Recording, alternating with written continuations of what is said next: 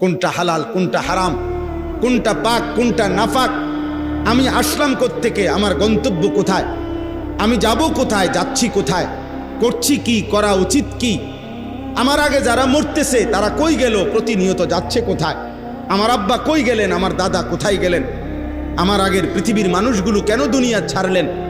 কেউ মরতে চায় না, কেউ থাকতে কেন পারে না, কেন পারে না, এরা যাচ্ছে কোথায়, এরা হারাচ্ছে কোথায়, এই সবটুকু ভাবনা বুঝ দেমাগ আল্লাহ তাআলা মানুষের আকলের মধ্যে বুঝার মতো সক্ষমতা দিয়েই আল্লাহ তাআলা আকলটা দিছেন।